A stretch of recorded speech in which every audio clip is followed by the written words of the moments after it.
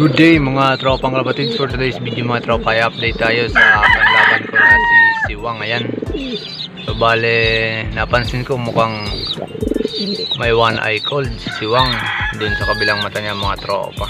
So ayun, sana makarecover ba. Bale, araw ng Biyernes ngayon mga tropa, bukas kargahan na. So observe ko pa siya kung pwede siya ikarga sa final lap training ng club namin mga tropa. Bali, shoutout sa San Agustin Racing Pigeon Club at Press Miller. So ayun, sana may karga natin siya sa final lap, final training ng Sharp at Timonan Quezon mga tropa. So kung hindi naman ay proceed na natin tayo sa first lap at titingnan natin kung pwede siya ikarga dahil may one eye cold nga mga tropa, pero di pa naman siya masyadong malala.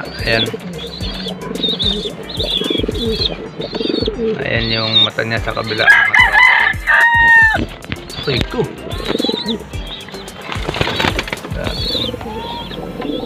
ayan yung mata niya mga idol.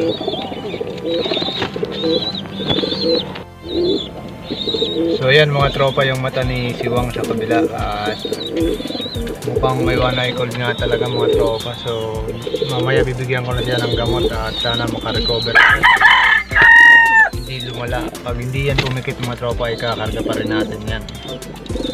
So yun mga idol, konting update lang din dito sa mga flyer natin na ay sa mga YB natin mga tropa. Yan yung anak ni Bagsik mga tropa, itong dalawang to. So bali yung ama nga ni Siwang mga tropa ay kakalungkot yung nangyari dahil hindi nakauwi dito. Nagpa-apply ako nung nakaraan nung Martes at hindi nakauwi. Bali yun pa naman yung ating breeder. Ito yung asawa na ito mga tropa, yung Blue Bar. So hindi nga nakauwi mga idol. So ano kayang nangyari dun sa ibon natin? Sayang. Ito yung dalawa nagbubugan. So yun mga tropang kapatid, sabangan natin kung ay kakarga natin si Siwang sa final training natin sa Sharp. So dito ko natatapusin yung video na to mga tropang kapatid, and good luck sa ating lahat na may karera sa linggo. At sana makarecover si Siwang at may karga ko pa. So yun mga tropa, ingat kayo and God bless us all.